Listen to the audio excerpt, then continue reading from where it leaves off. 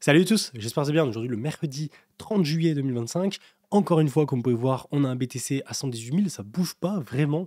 On est toujours au même point sur BTC depuis là quand même une bonne semaine. On a un petit range du coup qui est en train de se former. Rappelez-vous, on avait notre triangle de compression qu'on avait cassé à la baisse, qu'on a recassé à la hausse. Finalement, on réintègre. Donc vous allez voir qu'en daily, en fait, au lieu de mettre ce triangle de compression en 4 heures, on peut plutôt mettre une sorte de range en daily assez propre au niveau des clôtures daily parce qu'en fait, on passe toujours au-dessus, en dessous, au-dessus, au-dessous, ce qui forme du coup ce range-là. Malheureusement, vous allez voir qu'en daily, même si on avait déjà fait une chasse au stop loss en 4 heures pour passer, rappelez-vous, en dessous du triangle de compression, ce qui était parfait pour ensuite péter, ce qu'on pourrait refaire de nouveau, c'est la même chasse de stop loss, mais cette fois-ci en daily. Et du coup, aller chercher de nouveau les 115 000, voire un peu plus profond, pour sortir les stop loss encore plus profonds du range qu'on avait en daily. Donc voilà, on va voir ça au niveau des liquidations. Malgré ça, on reste quand même sur plus un short squeeze à privilégier parce qu'on a toujours beaucoup plus de liquidation au-dessus de nous qu'en dessous. Et en plus de ça, on a des fundings qui continuent à baisser. Donc ça, c'est excellent. Plus on a des fundings qui baissent, plus ça veut dire qu'on a des longues qui s'enlèvent ou des shorts qui se positionnent, ce qui est plutôt à notre avantage pour monter. Vous allez voir que sur les altcoins, c'est assez ouf ce qui s'est passé, mais sur la journée d'hier, on a eu des fundings qui sont passés complètement négatifs. C'est-à-dire qu'on avait du moins 0,05 sur ETH, par exemple, moins 10% sur la plupart des altcoins. Ce qui voulait dire qu'on avait beaucoup plus de shorts présents que de longues présents sur les altcoins. Et sauf que je ne sais pas si c'était un bug ou pas, parce qu'en fait ça a duré quelques heures, et ensuite c'est revenu légèrement positif. Donc je ne sais pas, on va aller voir ça ensemble. Aussi, je vais vous montrer un peu où est-ce que j'en suis avec mes trades, parce que vous allez voir que vu qu'on commence à pas mal baisser, pas mal aller chercher nous la baisse, faut pas aller non plus trop bas, parce que je commence à me faire sortir quelques trades. Là, sur les 13-14 trades que j'ai mis, j'en ai 3, je crois, qui sont sortis, que je vais vous montrer. Sinon, le reste, pour l'instant, c'est bon, j'ai quasi tous mes ordres qui ont été pris, donc ça, c'est cool. Mais voilà, j'ai quand même 2-3 qui sont fait sortir, donc il ne faudrait pas aller encore plus bas, parce que si on va encore plus bas, on va chercher moins 5, moins 10% de plus. Là, je vais me faire sortir une grosse majorité de mes trades. Mais après, voilà, ça fait partie aussi du plan. Alors, c'est pas le plan parfait que je voulais, mais comme je vous expliquais, j'ai plusieurs recharges derrière. Donc, si jamais on revient sur le support plus profond des 800 milliards, je serais prêt à mettre une deuxième recharge. Pour l'instant, on n'y est pas encore, mais voilà, ça pourrait arriver durant la semaine prochaine. Surtout que le problème qu'on a et qui arrive, c'est qu'on arrive vers la date, rappelez-vous, on a déjà vu ensemble, du 1er août, qui est dans 2 jours, et qui est la date, un peu l'échéance par rapport aux taxes douanières et aux accords commerciaux que veut mettre en place Trump. Donc ça, c'est quand même une grosse news qu'on ne peut pas éviter. Et ça, on peut le voir directement avec Twitter, où vous voyez, on a une news de dernière minute là, où le président Trump déclare que la date limite des tarifs douanières du coup pour le 1er août ne sera pas prolongée. Et ça, c'est pas ouf parce que on aurait pu avoir une prolongation, je sais pas si ça se dit, de ces tarifs douaniers, ce qui aurait pu permettre au marché d'encore une fois écarter cette incertitude à court terme. Mais du coup, là, on va devoir se confronter à ça. Cependant, vous voyez, ce week-end, les États-Unis et la Chine ont prolongé leur date limite des tarifs de 90 jours supplémentaires. Donc ça veut dire que pour le deal entre les États-Unis et la Chine, on a encore le temps. Pour les États-Unis face à l'UE, l'accord a été trouvé, donc on est bon. Par contre, pour tout le reste, on aura la réponse demain, enfin après-demain pour le 1er août. Et là, si il n'y a pas des accords corrects qui sont trouvés entre chaque pays, ça risque d'être compliqué parce qu'on aura des sanctions et il y aura des conséquences après qui vont arriver forcément sur le marché. Donc ça, regardez attentivement pour les prochains jours, surtout pour le 1er août, parce que ça va être le plus important. Ensuite, tiens, j'ai quelques graphes à vous passer. Alors, graphe très con, très simple, mais juste, quel est le meilleur jour, quel est le meilleur moment pour acheter le Bitcoin. Et en fait, avec ce graphique, on regarde à quel moment on est rentable en fait au moment où on achète le Bitcoin. Et vu que là, forcément, on a un ATH, on est sur un plus haut, en fait, tous les jours sont profitables. Et le seul moment où on n'aurait pas été rentable d'acheter, c'était sur les derniers jours. Mais sur tout le reste du temps, on est gagnant. Bon bref, c'est un indicateur un peu nul parce qu'au final, il montre juste que peu importe quoi tu achètes, tu es gagnant si on fait un plus haut sur BTC. Parfois, c'est vrai que sur BTC, on attend toujours le meilleur moment pour rentrer, mais en réalité, même si tu rentres sur un top, il suffit que tu attendes un cycle de plus et tu seras gagnant, quoi qu'il arrive. Et en réalité, les mecs qui sont rentrés sur le top de 2013 à 1000 $, ou même le top de 2017 à 20 000 $, aujourd'hui, c'est un très très bon prix. Et au final, c'est ça qui fait la diff à long terme. Mais j'avoue que des fois, je me dis, moi j'ai vraiment pris la strat de me dire, je vais sur les altcoins pour faire plus de profit, pour acheter plus de Bitcoin. Parce que moi, mon but final, c'est d'avoir plus de Bitcoin depuis le tout début. Et le truc, c'est que à me mettre sur les altcoins, ça me permet de faire plus de profit et du coup d'accumuler plus de Bitcoin. Mais c'est un jeu dangereux parce qu'en fait, tu n'es jamais sûr à 100% que tu vas récupérer plus de profit que si tu avais juste acheté le Bitcoin. Et du coup, faut bien doser, quoi. Pour ça, au final, je me dis de plus en plus que moi, avant, j'étais vraiment en mode vas-y, 20% de Bitcoin, 80% d'altcoin. Je suis de plus en plus en train de me dire que plutôt l'inverse, mettre 20% dans les altcoins, 80% de Bitcoin, c'est peut-être plus smart et essayer de se performer avec les 20% pour récupérer plus de Bitcoin sur les 80. Je pense que c'est ce que je ferai en tout cas pour le prochain cycle. Ensuite, tiens, un autre graphe un peu plus intéressant, un peu plus pertinent cette fois-ci, au niveau des outflows. Alors, ça nous montre l'entrée et la sortie des BTC, des cryptos sur les échanges. Donc plus ça veut dire on monte dans le jaune, orange comme ça, plus ça veut dire qu'on a des BTC qui rentrent sur les échanges. Inversement, plus on a de violet, de haut de flow, plus ça veut dire que les volumes, les cryptos qu'on a sur les échanges, les BTC qu'on a sur les échanges sortent en fait et vont du coup sur des wallets. Et ça, en général, c'est plutôt bon signe parce que quand vous avez beaucoup de cryptos qui sortent des échanges pour aller sur les wallets, ça veut dire que c'est plutôt un comportement de holder. Donc, ça veut dire que les gens vont sortir leurs cryptos plus pour les vendre ou les trader, mais plus pour les holder, les garder à long terme parce qu'ils les envoient sur un wallet. Inversement, quand tu as beaucoup d'argent qui rentre sur les échanges, il faut faire gaffe parce que ça veut dire que les gens les envoient pour plus vendre leur crypto en général. Mais voilà, ça prend avec des pincettes, parce que de nouveau, vous voyez, quand on était en 2021-2024 ici, on avait des outflows qui étaient assez énormes, alors qu'on se rapprochait d'un top de marché. Donc c'est un peu contre-intuitif, parce qu'au final, il y a beaucoup de cryptos qui sortent des échanges, alors qu'on était sur un top de marché. Et inversement, vous voyez des phases où quand il y a beaucoup de BTC qui sortent comme ici, ou ici, ou ici, vous voyez, là par exemple, on est sur top, bottom, bottom, là on était encore sur les niveaux qui étaient intéressants. Là, oui, on a une grosse sortie, on était entre les deux phases de hausse ici. Forcément, j'ai l'impression de corrélation entre les tops, les bottoms par rapport au nombre de sorties parce qu'il y a un peu de tout. Mais en théorie, il faut se dire que plus on a de BTC qui sortent, plus ça veut dire que les gens sont en train de holder, plus c'est bon signe pour BTC. Mais bon, à prendre avec des pincettes. Allez, je passe sur les altcoins. Tiens, regardez, c'est le petit Total 3. Comme je l'ai expliqué dans la dernière vidéo, moi je j'ai beaucoup plus une sorte de V-bottom. On vient chercher ici, on rebondit et on part à la hausse. Finalement, vous voyez, on rebondit. On vient chercher un deuxième creux ici. Donc là, en fait, on a deux choix qui se dessinent devant nous en daily sur le Total 3 des altcoins. C'est soit du coup on forme un double creux, et ça c'est parfait, c'est-à-dire qu'on fait un premier creux, petit rebond, deuxième creux ici. Et là, c'est vraiment, faut qu'on s'arrête ici, quoi. C'est-à-dire que là, sur les jours qui suivent, il ne faut pas qu'on aille plus bas. Il faut vraiment qu'on forme du coup le creux pour ensuite remonter et du coup former cette sorte de double creux W pour ensuite, boum, péter et aller à la hausse. Ça serait parfait. Le deuxième scénario qui est tout à fait possible aussi, même si bon, pour l'instant c'est pas forcément ce que je privilégie, mais sur lequel je me laisse de la marge au cas où ça arrive, c'est le fait que on aille chercher le gros support des 800 milliards. De coup, on fait une correction qui est plus profonde, vous voyez, avec une correction, un rebond, une correction plus profonde, et ensuite on arrive sur le bottom ici, et là on forme du coup un retournement de tendance, et ensuite hop, on se retourne et on remonte. L'avantage de revenir ici, c'est qu'on aura des entrées sur les altcoins qui seront beaucoup plus intéressantes. C'est-à-dire que juste le fait de revenir des 800 milliards à 940 milliards à la TH ici, on aura un delta de haut sur les altcoins qui va être excellent. Donc ça, c'est cool. Par contre, l'inconvénient, c'est que tous les trades que moi j'ai en cours actuellement, et ceux qui ont des trades en cours actuellement, si on vient ici, moi en tout cas, la plupart, je vais me les faire sortir. Mais c'est pour ça aussi que j'ai gardé de côté, rappelez-vous, la deuxième, troisième recharge, etc. Du coup, là, je pourrais rentrer avec ma deuxième recharge si on vient à ce niveau-là.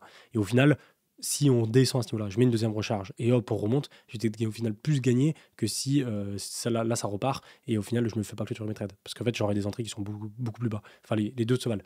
Après, là où ce sera plus compliqué, c'est si on revient sur support et là, on casse encore plus bas. Là, ce serait vraiment pas bon parce que ça veut dire qu'on casse le niveau de break qu'on a depuis quasi 7-8 mois sur lequel on a galéré à passer. On a enfin break et là, on repasse en dessous. Ce serait un peu étrange. Donc voilà, et c'est comme je l'expliquais dans la dernière vidéo, c'est-à-dire que c'est très compliqué en fait d'essayer de plus tu vas à court terme. C'est-à-dire que là, par exemple, la vision qu'on a sur la fin d'année, sur les prochains mois sur les altcoins, elle est plutôt bullish. Moi, je suis très très bullish sur les altcoins que j'expliquais pour les prochains mois, pour les prochains trimestres. Et je suis pas sûr parce que tu peux jamais être sûr à 100% de ça, mais je suis quand même très confiant sur ce positionnement-là des altcoins par rapport au contexte actuellement qu'on a sur les cryptos, l'économie, etc. Enfin, je vais pas vous refaire le topo. Par contre, à très court terme, savoir si ou pas on va faire le bottom ici remonter ou alors on va aller un peu plus bas avant de remonter, c'est beaucoup plus compliqué quoi, parce que tu as beaucoup moins de certitude sur ce genre de time frame. Pour ça aussi que je prends mes précautions à me laisser pas mal de marge avant de pouvoir rentrer, enfin de pouvoir re-rentrer. Et du coup, au final, actuellement, vous voyez, sur les 14 trades que j'ai lancés entre Bluefin et ZoomX, la plupart pour l'instant c'est dans le rouge et j'ai pas mal de mes ordres qui ont été pris. Et j'en ai 3 qui se sont fait sortir. Il y a TAO malheureusement, un peu déçu parce que c'était un des sur lesquels je voulais garder. FOWG, bon ça, je m'attendais un peu parce que c'était un même coin très très volatile. Donc lui, il était pas facile à timer. Et BMT aussi. Alors lui, c'est pareil, je suis pas non plus étonné parce que pareil, il était très très très volatile. Et en fait, à peine il descendait en dessous de son petit niveau en daily, je me faisais sortir. J'avais mis ça assez serré. Donc bon, un peu déçu pour TAO, les autres un peu moins, mais voilà, ça me fait déjà 3 trades de sortie sur les 14. Je tournais au courant de voir comment ça évolue. Ensuite, je voulais venir sur les fundings au niveau des altcoins. Regardez ça. BTC proche de la neutralité, ETH et les altcoins carrément en négatif, les gars. Avec des fundings bien bleus, violets, à moins 10, voire moins 20% pour certains. Et on est même monté à moins 30, moins 40 pour les plus gros. Mais en gros, vous voyez, on avait un Bitcoin qui était donc en dessous des 0,01%. Et rappelez-vous qu'on est en dessous des 0,01%, c'est super bien parce que ça veut dire qu'on a vraiment pas beaucoup de longues présents sur le marché. Et quand ça passe en négatif, bah là, c'est vraiment la folie parce que ça veut dire que on a plus de shorts positionnés que de longues. Donc, en général, le marché, il va jamais baisser parce que il peut baisser, hein, il peut très bien baisser et il fait gagner la majorité. Mais ça voudrait dire que si on a un marché qui vient corriger, qui vient partir en tendance baissière alors qu'on a des fundings négatifs, ça veut juste dire que bah, la majorité des gens vont gagner. C'est-à-dire que la majorité des gens qui posent des shorts vont être rentables. Et en général, vous connaissez la musique, mais 99% du temps, le marché, il va pas donner raison à la masse. Donc bon, ça reste possible, mais peu probable. Et au niveau du reste des altcoins, oui, rappelez-vous la map des fundings qu'on avait ici, donc qui était orange, vert, etc. Et à chaque vert, je disais que c'était voilà, la phase de baisse qui nettoyait tous les altcoins. Donc ouais, là, on avait tout du vert qui est arrivé, donc ça nettoyait du côté des altcoins, et on commençait à avoir un peu plus d'orange qui arrivait, donc c'était parfait. Parce que c'est-à-dire qu'on repartait un peu en tendance haussière, les gens se repositionnaient, etc. Finalement, bah, on n'est pas allé faire un nouveau plus haut, et bam, on a replongé, ce qui fait qu'on repart de nouveau dans le vert, parce qu'on renettoie les gens qui sont positionnés juste ici avant. Et ce qui est fou, c'est que là, vous voyez, on a eu un moment où les fundings étaient tout bleus, ouais, ça, bleu-violet. Donc ça veut dire que là, on est vraiment sur un nettoyage où c'est tellement fort que au final, il y a plus de shorts qui se positionnent que de longues. Donc ça, c'est étrange. Et donc, on a vu ça qui arrivait. Et ce qui est assez bizarre, c'est que quelques heures après, vous voyez, on a les fundings qui sont revenus à zone de 0,01, que ce soit pour ETH et BTC. Et sur le funding des accueils, vous voyez, c'est redevenu vert. Et en fait, tu as l'impression que les fundings là, qui sont passés complètement négatifs, bah, ça a été le cas pendant quelques heures, puis hop, ça s'est annulé. Et du coup, ça s'affiche même pas au final sur les fundings qu'on a actuellement. Et ça, on peut le voir, vous voyez, regardez sur les fundings actuels. Alors, ça bouge pas mal, c'est pour ça que je vous conseille d'aller voir directement sur CoinGlass. Mais en gros, vous voyez, BTC, on est encore en dessous des 0,01%, donc ça, c'est excellent. Et sur Ethereum, on est encore plus bas, on est à 0,004%. Donc, on est vraiment là sur des fundings très très très bas. Ouais, on est sur les fundings comme on avait avant qu'on pète les 2800, 3000 dollars sur Ethereum. On était sur les mêmes sortes de funding. Et c'est excellent parce que, encore une fois, tant qu'on n'a pas des fundings qui sont hauts, ça veut dire qu'on n'a pas un FOMO du côté des longues. On n'a pas de raison de corriger très fort sur Ethereum parce qu'on n'a pas de FOMO de ce côté-là, on n'a pas de liquidation à les charger. Ce qui ne veut pas dire que c'est impossible qu'on ne corrige pas. Comme d'habitude, c'est pas parce qu'on a une data que l'opposé n'est pas possible. Mais c'est peu probable. Et je serais le premier à être ultra étonné si on vient à complètement chuter alors qu'on a des fundings en négatif. C'est parce que ça voudrait dire que tout simplement bah, le marché il fait gagner la majorité des gens, ce qui est assez étonnant. Et on peut le voir sur les funding high rate heatmap ici, hop, vous voyez, quand on met en 30 jours, vous voyez le tout bleu violet qu'on avait ici, on avait des fundings à moins 10, moins 20%, et en fait c'est revenu dans le vert. Et du coup, je pense que ça a duré seulement quelques heures avant bam, ça se remette. Et là, on voit que quand même, vous voyez, sur les altcoins, on est sur les fundings qui sont pour l'instant le plus bas de ce qu'on a eu depuis la remontée des altcoins là début juillet. Donc là, vous voyez, ouais, 3%, regardez Ethereum, on est à 3%, BTC 9%, vous voyez, Solana, on est à 3%, on est très bas, XRP, Doge, oui, on est en dessous de 10%, il y en a même qui sont en négatif parfois. Donc là, de ce côté-là, on est bon, on est très bon. On n'a pas de surchauffe, on n'a pas de trop de gens positionnés là-haut sur les altcoins, donc ça peut être un bon moment pour repartir. Mais comme c'était le cas aussi dernier jour, et ouais, c'est pas forcément reparti pour. Enfin, c'est pas forcément reparti pour autant. Donc c'est pour ça qu'il faut surveiller d'autres datas et on peut regarder l'open interest qui est assez intéressant de nouveau, voir s'il y a plus de positions ou pas qui arrivent sur le marché. Ça peut nous donner un petit indice sur est-ce qu'on va plutôt rester dans une période de range où en fait ça calme et voilà, les altcoins redescendent un petit peu et du coup ça sort encore plus de gens, mais sans qu'il y ait vraiment de mouvement qui arrive. Ça pourrait être le cas si l'open interest continue à chuter. Et pour l'instant, ouais, il diminue, mais on reste quand même sur des niveaux qui sont relativement hauts. Si on regarde par exemple comparé au passé, vous voyez, quand on était par exemple, je sais pas, sur un top qu'on avait ici, vous voyez, on a vite eu une chute de l'open interest, ce qui a fait que bah, le BTC a suivi et a commencé à stagner. Même chose pour fin 2024, vous voyez, on avait vraiment pic, hop, chute, pic, chute. Vous voyez, de nouveau ici, un pic et une chute. Alors que là, ouais, par ici, vous voyez, un gros pic, une chute. Et là, vous voyez, on a un pic et on a plutôt une stabilisation. Mais à surveiller, parce qu'en fait, si on commence durant les prochains jours à plus baisser et à vraiment avoir une diminution et qu'on revient sur des niveaux, par exemple, par ici, là, du coup, ça va être plutôt ce scénario là des tops et descentes à prix IG, ce qui va faire former plutôt une sorte de range sur BTC avec éventuellement des altcoins qui baissent plus. Et on peut le regarder aussi sur les altcoins. Ouais, ETH, hop, pour l'instant, pareil. C'est-à-dire qu'on a eu, hop, ici, vous voyez, un pic, un creux, un deuxième pic. Et là, on est de nouveau dans le creux, mais on n'est pas sur une baisse assez forte comme on a eu, je sais pas, ici, vous voyez, un gros pic, une baisse directe. Donc là, pareil, c'est encore bon, mais à surveiller. Et Solana, oui, vous pouvez faire ça pour chaque altcoin, mais Solana, même chose. Voilà, par exemple, on avait un gros pic, hop, ça chute. Là, oui, on a un pic, ça chute derrière, mais là, vous voyez, c'est pareil, on stabilise, on n'a pas de baisse qui continue. Donc ça aussi à surveiller. Et je pense que la conférence de Jérôme Powell, donc ça va être, si je dis pas de bêtises, je crois que c'est ce soir au niveau du FOMC, donc au niveau des taux d'intérêt, est-ce qu'on aura une baisse des taux d'intérêt ou pas pour du côté de la Fed par rapport à l'inflation. Et ça va être donné, j'ai pas de bêtises, mais je crois que c'est ce soir. Ouais, je viens de vérifier, donc c'est ce soir. Ce soir, on aura l'annonce voilà, de la Fed par rapport aux taux d'intérêt. Et ça va pas mal y jouer pour savoir. Alors, on sait très bien d'avance qu'il y a plus de chances que les taux d'intérêt ne soient inchangés et que ce soit changé, soit baissé pour septembre. Mais si jamais on a une nouvelle, on a quelque chose, un discours qui est plus ou moins bullish du côté de Jean Powell, ça peut changer pas mal de choses. Pareil du côté des taxes douanières pour le 1er août, là, dans 2 jours. Donc on a quand même pas mal de choses là pour fin juillet, début août, qui peut faire que le marché peut prendre un sens comme un autre par rapport plus aux décisions qui vont être prises au niveau de l'économie. Donc ça, vraiment à regarder en priorité. Ensuite, on peut aller voir les graphiques, tout simplement. Ouais, du côté de BTC, ce que j'expliquais, en 4 heures, on avait ce gros triangle là qui était, on va pouvoir faire gros, hop, on l'avait comme ça, rappelez-vous, ici. On avait bien un range dedans, on allait chercher en dessous les stop loss, ça c'était vraiment la masterclass de chez Masterclass.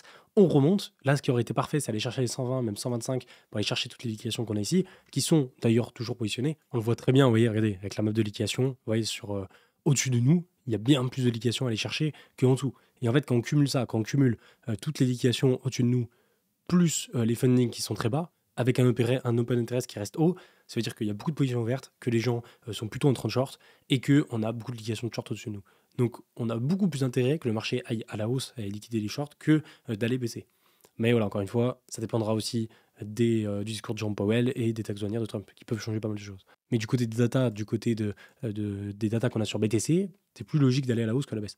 Après, du coup, voilà, ça c'était en 4 heures le triangle là, qu'on a formé. Si maintenant on dézoome un peu plus et au de se mettre en 4 heures, on se met en daily, ouais, on a quand même un joli petit range qui se met en place avec voilà, des plus hauts, etc., et des plus bas à chaque fois qui se font à peu près au même niveau en daily par rapport aux clôtures.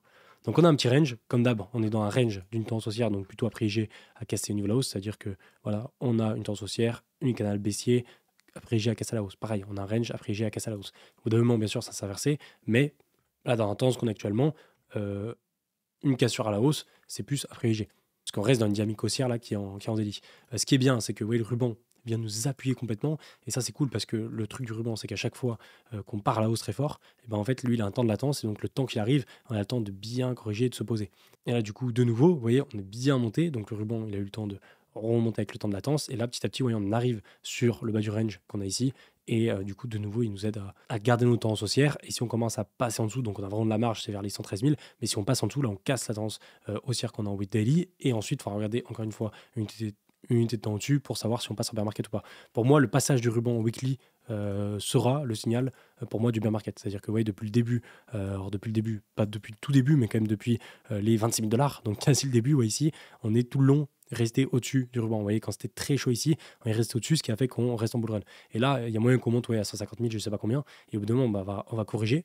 Et en fait, on va de nouveau se confronter au ruban.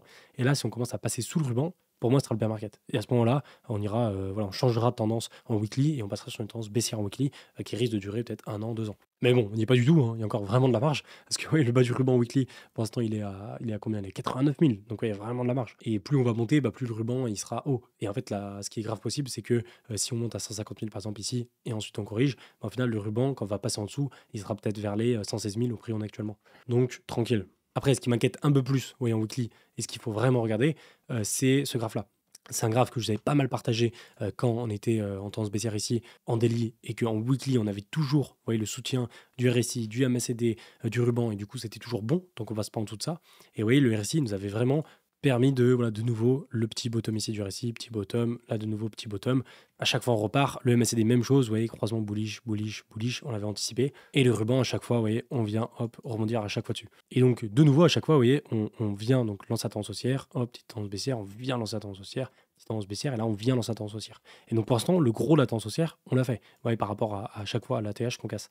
Mais le truc, c'est que, au fur et à mesure du temps, les petites marches, les marches, elles sont de plus en plus petites. Donc là, on n'est que là. Il y a moyen qu'on monte plus haut, on est à 150 000, mais au bout d'un moment, on va avoir une correction qui est assez en weekly. Pour l'instant, on n'y est pas encore, parce que ce qu'on n'a pas fait l'entièreté, je pense, par rapport à l'amplitude qu'on a de la dernière tendance haussière. On a le RSI, vous voyez, qui est seulement au 70 de RSI.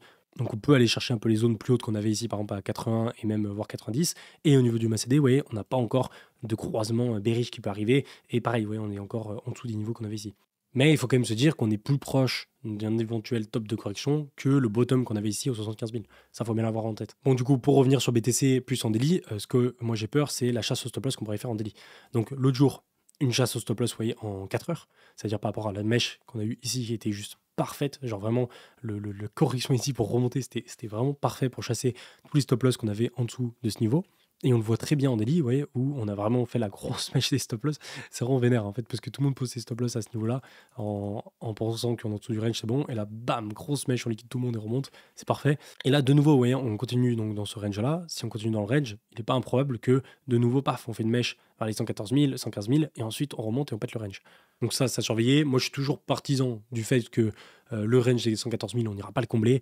Et c'est juste un leurre pour faire croire aux gens qu'on ira à chaque fois. Mais oui, à chaque fois, on n'y va pas. Et là, pareil, on peut très bien prolonger les 115 000, 114 000 sans jamais combler le gap en faisant croire qu'on va le combler. Ça, je garde cette théorie-là parce que je me dis que c'est ce qui est le plus probable pour piéger de nouveau un maximum de gens. Ce qui est intéressant par contre, c'est que le petit gap qu'on avait ici en 4 heures l'autre jour, on est venu le combler directement. Et ça, c'est à retenir de nouveau parce qu'en fait, souvent, quand on a un gap qui est créé, on va le combler très rapidement. Oui. Et quand on le comble pas tout de suite, et ben, souvent, on le laisse et ensuite, on revient jamais dessus. Donc ça, c'est à retenir pour les prochaines fois. Donc voilà pour ça, je voulais passer la Bitcoin dominance parce que regardez, on remonte, malheureusement, on remonte les gars. C'est dommage parce qu'on avait le retest, vous voyez, la cassure là par le bas, avec le retest en 4 heures qui était parfait, mais vraiment parfait, on revient pile dessus, on s'est rejeté. Et là, au lieu d'aller chercher un plus bas, on rebondit quoi. C'est vraiment chiant. Au lieu de chercher un plus bas comme ça et de lancer une dynamique baissière là sur la Bitcoin dominance et donc sur une tendance haussière sur les altcoins, et ben on vient former une sorte de double creux pour remonter. Et là, franchement, c'est le pire des scénarios, de faire un double creux et de remonter. Vous voyez. Si après on remonte, on part comme ça, ce qui va être le plus intéressant, c'est de ne pas faire un plus haut. Si on fait un double comme ça, hop, on remonte et on vient chercher un top ici par exemple, et ensuite on corrige, c'est pas grave, parce qu'en fait, on est toujours dans donc le top ici avec une dynamique baissière d'un rebond d'une tendance baissière plus profonde. Vous voyez. Donc c'est pas hyper grave, c'est juste ça prend un peu plus de temps, ça va mettre quelques jours, quelques semaines, et ensuite, bam, ça va replonger. Donc ça ne changera pas grand-chose au plan là sur le weekly, sur plusieurs semaines, sur plusieurs mois. Par contre, si on vient rebondir et on fait un plus haut, là c'est notre histoire. Mais ça, bon, je le privilégie pas du tout dans l'état actuel des choses. Parce que, je vous rappelle, pour l'instant, tant que on n'a pas passé en dessous du ruban weekly, pour moi, c'est pas encore le début de la season en weekly. Il y a eu beaucoup de signaux qui ont validé le début de la season en daily, mais en weekly, toujours pas. En weekly, moi, le dernier signal que j'attends, c'est vraiment ce passage sur ce ruban. C'est vraiment le signal qui va me faire dire que en weekly, on inverse la tendance haussière qu'on avait sur Bitcoin Dominance et on passe sur une tendance baissière sur Bitcoin Dominance qui va du coup favoriser la season. Mais tant qu'on l'a pas, on est toujours dans ce cas-là de éventuellement rebond sur ruban pour remonter. De nouveau, on vient s'arrêter juste avant et là, rebond pour remonter. Donc il faut vraiment qu'on passe en dessous. Mais c'est pas dramatique ce qu'on fait actuellement. Vous voyez, on n'est pas sur un rebond comme on a eu ici. On est juste sur une semaine qui remonte un petit peu, mais ça peut être très bien une mèche avant de descendre plus bas.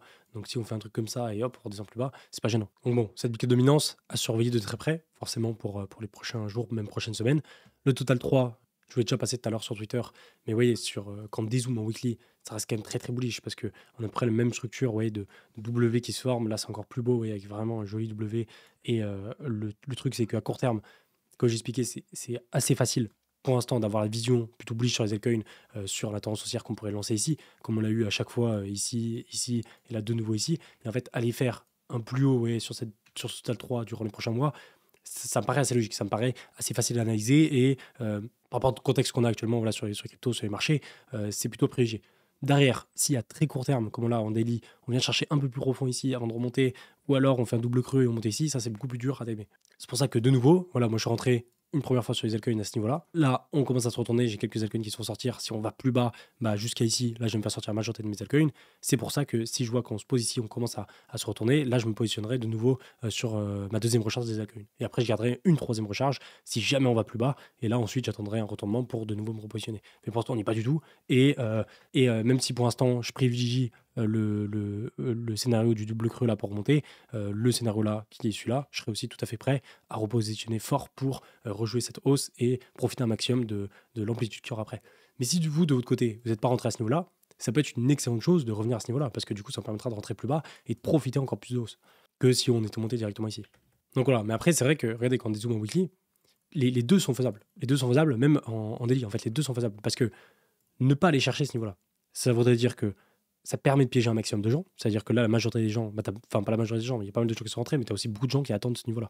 Et donc, ne pas y aller, ça veut dire qu'on fait une feinte à tous ceux qui veulent rentrer là. Et donc, il y a beaucoup de gens qui attendent à ce niveau-là pour rentrer et qui ne pourront pas rentrer si on s'arrête ici. Ce qui est parfait, parce que du coup, ça permettrait de se relancer sans qu'il y ait trop de gens se positionner. Mais d'un autre côté, si on ne prend pas en compte les gens qui veulent se positionner à ce niveau-là, si on regarde juste au niveau de chartiste, c'est vrai que revenir tester en pullback un niveau, une résistance historique qu'on valide en tant que support ici, c'est juste parfait quoi, au niveau graphique. Donc, je sais pas, je me laisse la possibilité des deux scénarios. Quoi. Et après, en réalité, ça n'a pas bien d'importance. Qu'au final, je rentre là, que je me fais sortir, que je re-rentre là, ou alors que je regarde mes trades là et que ça reparte, et qu'on fasse ça. Dans les deux cas, en fait, tant qu'on monte et qu'on fait un plus haut ici, ça revient plus haut même. Parce que là, en fait, je vais prendre ce delta-là, alors que là, je vais prendre un delta plus gros, mais j'aurai mes liquidations qui seront prises ici. Donc les deux se valent. Bon, du côté des altcoins, du coup, on se fait un peu éclater dans tous les sens. Je vous laisserai regarder, mais après, on peut toujours regarder les gros niveaux qui sont importants. Vous voyez, en weekly, par exemple, le Dogecoin, vous voyez, on revient, on fait le gros W, on vient tester en daily, vous voyez, le support. Là, on est pile dessus. La semaine n'est pas du tout finie parce qu'on est mercredi. Et en fait, tant qu'on fait une clôture weekly qui reste au-dessus de ce niveau, c'est bon. C'est-à-dire que là, en weekly, si on fait juste une mèche et qu'on fait la clôture qui reste à peu près dans ce niveau-là, même si elle est par ici par exemple, c'est pas dramatique. Et du coup, on reste sur le pullback de cette construction-là en weekly qui est super bullish. Donc ça reste toujours très très bullish à moyen terme. Il y a le 4, tiens, de Knut, qui est d'ailleurs en train, voyez, en weekly.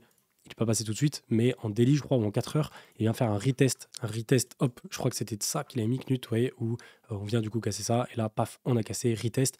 Donc là, éventuellement, une petite prise d'entrée ici, ça peut être intéressant. Bon, moi, je ne mettrai pas parce que je garde ma liquidité pour une deuxième recharge.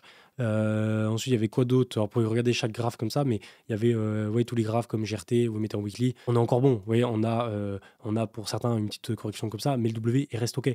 Tant qu'on ne fait pas un plus bas ici, tant qu'on ne vient pas chercher un plus bas ici, c'est bon. Vous voyez, et même si on vient faire un gros range comme ça plus long, ce sera bon aussi. Mais bon, c'est pas ce que je prédis. Après, faire une petite correction comme ça pour hop, remonter, c'est toujours parfait. Pareil pour, je sais pas, le jupe. Vous voyez, on est toujours bon. Si on prend le link, on est toujours très très bon aussi. Vous voyez, le link, c'est même le meilleur parce qu'on est tout juste sur le retour du blue qu'on a ici. Donc ça, c'est bon. Je voulais passer rapidement quand même ETH. Regardez la folie en vrai. Comme il juste ces bougies. Vous voyez, 1, 2, 3, 4, 5, paf, les grosses bougies vertes. Là, on a une toute petite bougie rouge. Donc ouais, on est encore loin de la catastrophe sur Ethereum. Ce qui me fait quand même un peu plus peur, c'est, regardez, en daily, ouais, si on enlève tout, on met juste les lignes, ouais, on monte sur le cours et sur les RSI, on descend. Donc on a éventuellement une petite divergence là, baissière qui est en train de se former sur Ethereum. Elle peut clairement se prolonger, c'est-à-dire on vient faire encore un peu haut vers les 4000 avant, ouais, vraiment de corriger, mais comme il prête attention à pas faire gaffe à pas qu'elle se valide complètement. Après sur Ethereum, c'est toujours la même histoire. Tant que ouais, on va pas chercher les plus bas qu'on a ici, on garde cette dynamique haussière là qu'on a sur Ethereum. Même si elle commence à se calmer, à s'essouffler, on reste sur cette dynamique haussière. Par contre, là, si on vient chercher un plus bas ici, là, on ira sûrement plus profond, parce que ça sera tendance en 4 heures. Donc bref, voilà pour tout ça. On peut rapidement passer d'ailleurs sur le dollar qui remonte. Ça aussi, voilà, ça joue pas en faveur de BTC et des cryptos, hein, forcément.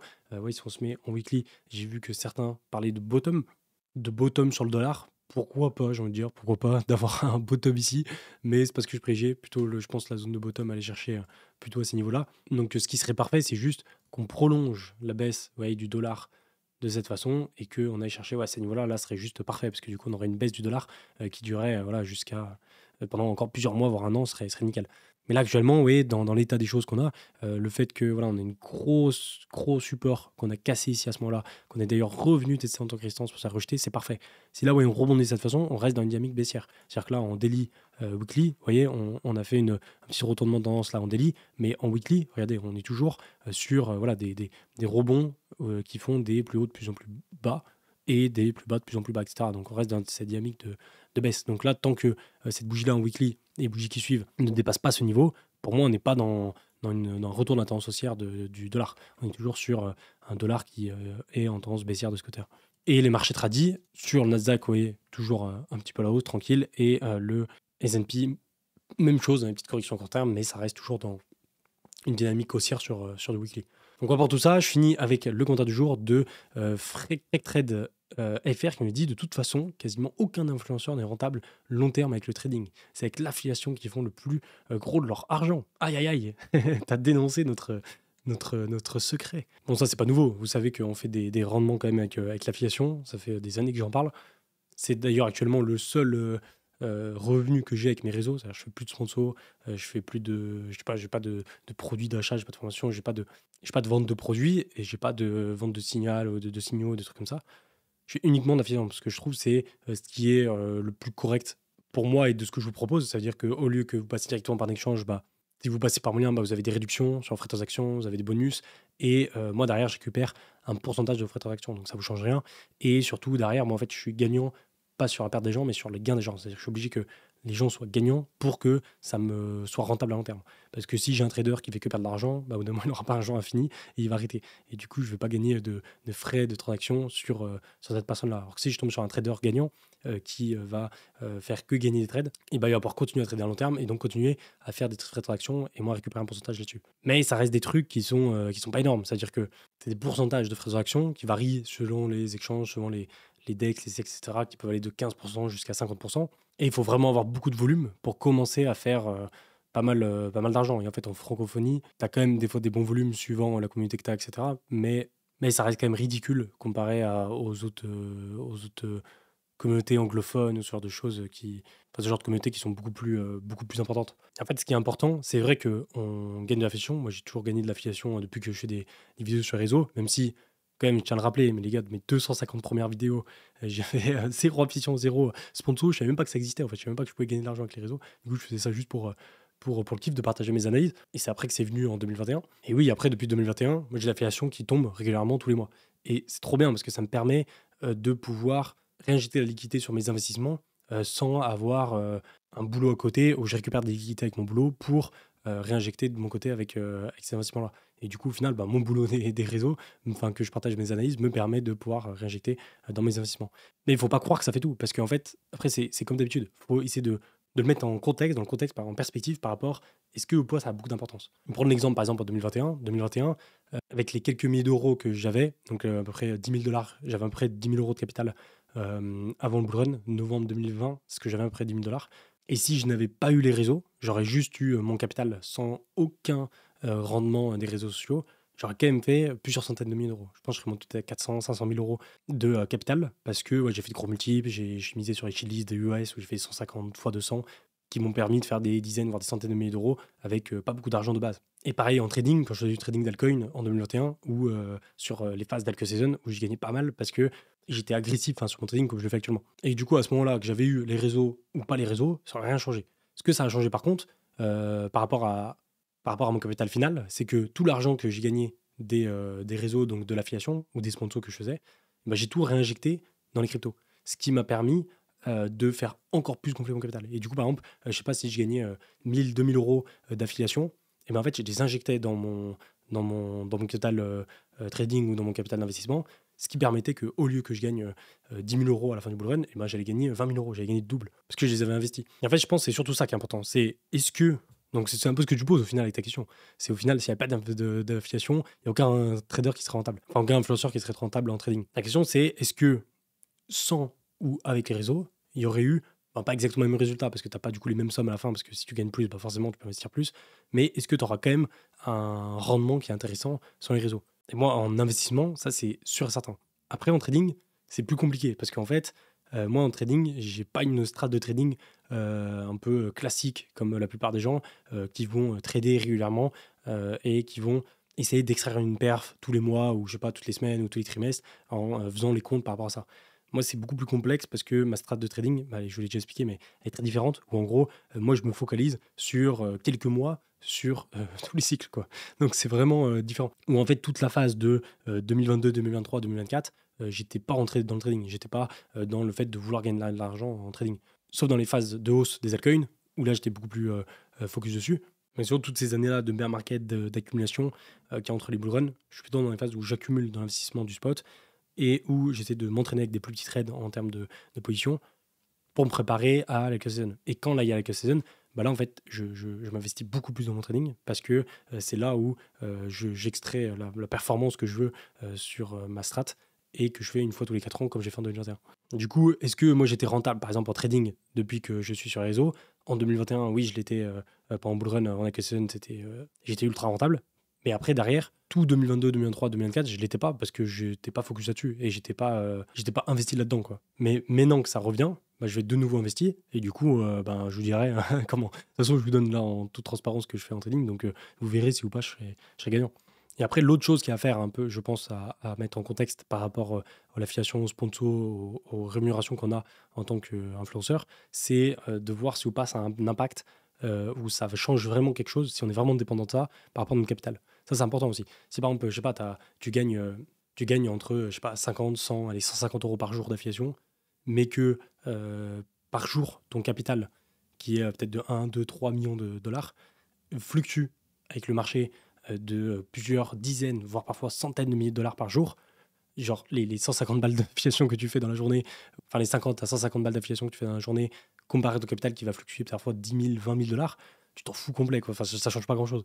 Que tu les aies ou que tu les aies pas, ça change rien. Par contre, c'est vrai que si, par exemple, je sais pas, je me rends pas compte, mais peut-être les anglophones, s'ils font, par exemple, 1000, 5000, peut-être 10 000 dollars par jour d'affiliation, je sais pas si c'est possible, mais je me dis que si, parce que s'ils ont un volume qui est 10 fois plus gros, 20 fois plus gros, 30 fois plus gros, bah, s'ils font plusieurs milliers, voire dizaines de milliers de dollars d'affiliation par jour, et qu'ils ont un capital qui fluctue après de la même variance, bah ouais, ça aura un impact énorme par rapport à eux, et qui, du coup, ça leur changera beaucoup de choses d'avoir cette affiliation-là. Mais bon, malheureusement, c'est pas mon cas. J'aimerais bien avoir ça, mais c'est pas mon cas. Et en fait, derrière, si demain, c'est déjà d'ailleurs ce qui est en train de se passer, parce que de plus en plus, les échanges, vu que moi je fais que de la FI, et que les échanges crypto se font de plus en plus régulés par la France, eh ben, je peux quasiment plus vous partager des échanges non régulés français. Et du coup, c'est très probable que dans, je sais pas, les 6 mois, 1 an à venir, je peux plus, même si c'est déjà un peu le cas, présenter aucune affiliation. Donc, j'aurai plus aucun rendement, quoi. Et ce sera que à perte parce que j'aurai payé mon monteur, etc. Mais c'est pas grave, ça changera pas grand-chose pour moi parce que c'est pas ça qui va me changer en fait mon capital au final. Parce que c'est tellement peu que ça change pas par rapport à mon capital total que j'ai. Je sais pas, vous avez compris un peu le mécanisme que je vous expliquais. Et en vrai, je devrais même pas me justifier là-dessus parce qu'au final, enfin, c'est même pas de justification, mais au final, que je gagne, par exemple, beaucoup d'affiliation ou pas d'affiliation, pour vous, ça change rien. C'est vrai que le fait de savoir si ou pas je suis rentable sans l'affiliation avec l'affiliation, ça c'est important. Mais ça, du coup, c'est bon, que j'ai l'affiliation ou pas, ou les sponsors ou pas, ou les réseaux ou pas, ça change rien. Moi, j'ai toujours eu mon investissement de capital que j'ai réussi à faire fructifier avec le temps, et j'ai pas besoin des réseaux pour que je gagne de l'argent de ce côté-là. Mais j'avoue que avoir quand même un rendement régulier qui tombe, surtout quand tu es en phase de baisse sur la crypto, c'est toujours cool. Avoir, c'est toujours un avantage. Et c'est dommage, je trouve, d'être pas jaloux, mais de se dire ah, c'est nul que les influenceurs gagnent de l'argent contre les contenus qu'ils proposent. Et au final, en vrai, je trouve la vraie valeur qu'il y a des réseaux sociaux, et moi je l'ai toujours dit, c'est même pas le fait qu'on ait une rémunération par rapport à ça, c'est surtout le fait que ça te permet d'apprendre plus vite. C'est-à-dire que moi, la vraie plus-value que je trouve à faire des vidéos et à faire des tweets, c'est qu'en fait, j'ai un retour direct des gens, un retour direct du marché. Et du coup, quand je vais dans quelque chose où je m'enferme dans une façon de penser qui n'est pas bonne, bah, les gens me le font remarquer. Et du coup, je me mets beaucoup plus facilement sur, enfin, pas une autre façon de penser, mais sur une autre façon de voir le marché, par exemple. Et ça permet d'avancer beaucoup plus vite et de comprendre plus facilement les choses. Enfin, en tout cas, de ce que je connais. Et après, le deuxième truc qui est cool, bah, c'est que vu que tu as pas mal de gens qui te suivent, et ben en fait, tu peux avoir des bons contacts. Tu peux avoir des gens, par exemple, moi, on m'a mis sur des projets immobiliers grâce à ma chaîne YouTube, des gens qui m'ont contacté parce qu'ils me connaissaient des réseaux. Et sans eux, par exemple, sans ma chaîne YouTube, bah, j'aurais pas rencontré ces personnes et j'aurais pas pu investir en immobilier via eux. Et ça pour plein de choses. Mais ça, du coup, c'est un peu indirect. C'est pas vraiment des conséquences qui sont directes. Enfin bref, ouais, pour ça, ce sera tout pour aujourd'hui. Il y a moyen que je vous sorte durant les prochains jours un petit tuto Bybit, parce que c'est pour l'instant, enfin, ils sont pas beaucoup, mais c'est un des seuls qui est régulé français par l'AMF, etc. Blablabla. Et du coup, je pense sortir un tuto dessus, vu que c'est une plateforme que j'apprécie bien et que je suis en train de me remettre dessus. Je me dis pourquoi pas. Après, pour l'instant, il y a que du spot, mais il y aura des dérivés qui vont arriver après. Si on pouvait toujours passer en description, vous avez tous les liens qu'il vous faut. Je vous laisse là-dessus pour aujourd'hui, et moi je vous dis à plus. Ciao!